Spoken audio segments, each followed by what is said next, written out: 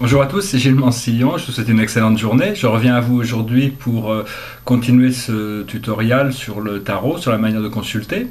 Et donc je vais présenter différentes manières pour donner un petit peu j'espère que je présenterai des manières de lire le tarot que vous ne connaissez pas encore et qui pourront vous aider à enrichir votre expérience avec ça. Donc une fois que vous avez choisi un jeu, que vous connaissez la signification des cartes, vous pouvez demander au tarot qui vous offre toujours une réflexion, quoi. Le tarot fonctionne un peu à plein de niveaux différents. En réalité, c'est le moins invisible, intelligent qui communique avec notre conscience terrestre. Donc ça peut être utilisé de nombreuses manières. Et évidemment, la plus simple des manières, c'est poser une question. Et hop, on tire une carte et la carte répond à la question. Donc là, on a la Lune. La Lune, c'est toujours une question ça dépend du contexte aussi. Les cartes sont toujours, c'est un peu comme l'astrologie. Une planète est toujours relative aux autres, et donc c'est une question de contexte, et donc ça dépend aussi de si vous le faites pour vous-même ou pour quelqu'un d'autre, dans quel contexte vous demandez, quelles sont les questions, et la carte répond par rapport un peu à la question, quoi. Donc voilà, je vais essayer de montrer différentes possibilités de lecture. Bon, là, après ça, une fois, si on veut en savoir plus que ce jour, c'est en tirant une carte, généralement, ce qui est assez simple de faire, c'est faire passé, présent, futur pour une situation. Donc ça permet de voir où ça va. Et si on développe un petit peu plus, on demande dans l'invisible et dans le visible. C'est-à-dire que n'importe quelle situation, par exemple ici on a le pont, on a la science, donc ça vient, bon, on arrive à un certain contrôle sur les choses, on arrive à une maîtrise, bien qu'il y ait encore dans l'invisible des choses à travailler, et dans le visible les choses vont bien. Bon, je ne vais pas faire de lecture ici, c'est pas la question, c'est juste de montrer que passé, présent, futur, visible, invisible, ça permet quand même de bien cerner une situation et de voir les conditions qui l'entourent. Et bon, vous pouvez bien sûr poser plusieurs questions dans ce sens. Je referai une vidéo plus tard pour expliquer un petit peu comment gérer les aspects négatifs du tarot, parce que des fois il y a des cartes négatives, et donc si c'est un aboutissant d'une question, c'est pas toujours bien de laisser la personne juste avec quelque chose de négatif. Donc il y a des questions, ces cartes font poser des questions, j'en parlerai dans la prochaine vidéo, c'est la troisième vidéo sur ce sujet. Après, bon, pour en savoir un peu plus sur une question, ce qui est le plus traditionnellement utilisé, c'est la croix celtique. Alors, la croix celtique, c'est une sorte de croix, j'aime bien, bon, moi c'est 10 cartes, mais moi je les place juste 5 et 5, parce que bon, c'est plus pratique pour lire. Et donc ce qui se passe, c'est que quand vous faites une croix celtique, ça représente un peu, bon, d'abord la première carte, c'est la situation. Quelle est la situation? La deuxième carte, quelles sont les influences autour de la situation? La troisième carte, c'est qu'est-ce qu'il y a dans l'esprit mental de la personne qui pose les questions. Si c'est pour vous, ça vous représente ce que vous avez dans la tête actuellement, est-ce qu'il va se projeter devant vous ou par rapport à la personne que vous consultez. La quatrième carte représente le passé distant, le subconscient. La cinquième carte représente le présent qui est en train de s'en aller, donc le passé récent. La sixième carte représente le futur immédiat, la situation qui arrive juste après. Après ça, la septième carte représente la personne à l'intérieur de la situation, la personne qui pose la question. La huitième carte représente l'environnement autour de la personne, quelles sont les réflexions que l'univers envoie dans le monde physique. La neuvième carte représente les émotions internes, les espoirs, les craintes, donc ça représente le corps émotionnel. Et la dixième carte est la plus importante, c'est l'aboutissant, la clé. Et donc là on a la situation, les influences, l'esprit conscient, le subconscient, le passé récent, le futur immédiat, la personne, les influences matériel autour de la personne, les émotions internes et l'aboutissant qui est vraiment la carte la plus importante parce que c'est la clé de tout ça. Une fois que vous avez fait ça, si vous faites un jeu pour quelqu'un, il est possible aussi de refaire un deuxième tirage par-dessus pour voir les aspects professionnels. C'est-à-dire que le premier tirage, dans ce sens-là, ça adresse toujours la première intention, c'est-à-dire les choses les plus essentielles, les plus personnelles et fondamentales. Mais si vous faites une lecture pour quelqu'un, vous pouvez aussi regarder les aspects professionnels qui vous donnent, retirer 10 cartes par-dessus, ça vous donne un bon aspect, ça vous donne quand même beaucoup d'informations pour pouvoir discuter de la situation. Parce que le tarot reflète quand même le moment présent, il se trompe quand même rarement, quoi. Il n'y a pas de, enfin c'est dans notre interprétation.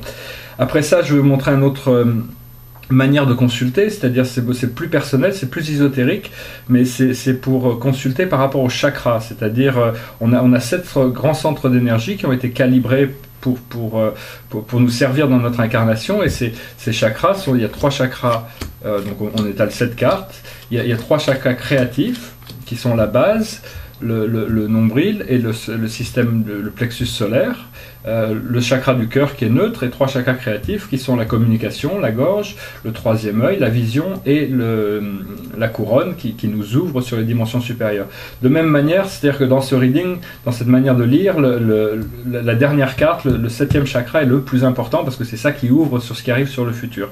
Donc vous pouvez voir, bon, ça vous donne des analyses sur ce qui est, par exemple la base vous donne des analyses de ce que des épreuves, des challenges, de ce que vous avez à accomplir pour libérer votre énergie.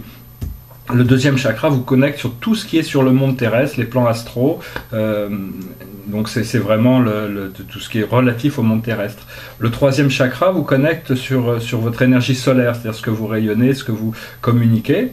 Le cœur, c'est vraiment le centre, c'est quelque chose de très très très puissant et très vaste, donc c'est un chakra qui régularise ça. Le 5e chakra, c'est vraiment un chakra de guérison, de communication, d'expression, de réception. C'est connecté au cœur supérieur, donc c'est un chakra important. Et puis les 2 autres aussi sont très très importants. Le 3e œil, c'est le centre focal d'attention dans l'ascension. Quand on commence à développer ses pouvoirs psychiques, le 3e œil doit s'ouvrir pour pouvoir connecter avec le monde de la vision. Et le 7e chakra, c'est ce qui ouvre la porte sur les dimensions supérieures. Donc vous pouvez lire ça comme ça, puis après si vous concevez que vous pouvez avoir un corps de lumière, donc des chakras au-delà de votre corps physique, on pourrait voir par exemple l'étoile de l'âme qui se trouve à 30 cm au-dessus de la tête, c'est-à-dire c'est le moi futur, comment ça se révélerait. On pourrait voir le chakra planétaire qui se trouve dans l'atmosphère, qui connecte à tout le monde terrestre, le chakra solaire qui connecte à tout notre système solaire et plus vastement la galaxie, l'univers, et puis notre chakra omni-universel, quoi. Mais bon, ça c'est après, c'est chacun qui doit voir mais essentiellement c'est 7 chakras qui doivent être lus. Après ça, bon, les chakras supérieurs sont toujours ça dépend du désir de savoir et de comprendre, pouvoir analyser un petit peu ce qui se passe au-dessus aussi, mais bon, ça vient progressivement. Après ça, je voulais faire une autre suggestion. Si quelqu'un vous demandait pour des relations romantiques, par exemple, ou même des relations professionnelles, mais plutôt romantiques, il y a une manière de savoir où vous vous situez dans la situation par rapport à n'importe quelle situation. Par exemple, l'idée, c'est que ça se fait avec 9 cartes. Et donc, la première carte que vous mettez, c'est vous demander comment cette personne se voit dans la relation. La 2e carte, c'est comment cette personne me voit dans la relation. Et la 3e carte, c'est qu'est-ce que cette personne veut me communiquer. Après ça, la carte d'après, c'est comment je me vois dans la relation, comment je la vois dans la relation, et qu'est-ce que je veux lui communiquer. Après, le passé, présent et futur d'une relation. Généralement, ça permet de comprendre, pas forcément ce qui est dans la tête de quelqu'un, mais où la relation se situe au niveau énergétique. Et donc, c'est quelque chose qui est assez révélateur et intéressant. Donc comment la personne se voit, comment elle me voit, si c'est moi qui pose la question, et qu'est-ce qu'elle veut me communiquer, comment je me vois dans la relation, comment je la vois dans la relation, qu'est-ce que je veux lui communiquer, passé, présent, futur. Voilà, donc ça c'est aussi une manière. Après ça, vous pouvez poser, si vous avez plusieurs questions sur plusieurs relations, vous pouvez en placer plusieurs. Et puis finalement, je voulais montrer une dernière manière de consulter. C'est une manière assez complète qui implique les 12 signes de l'astrologie.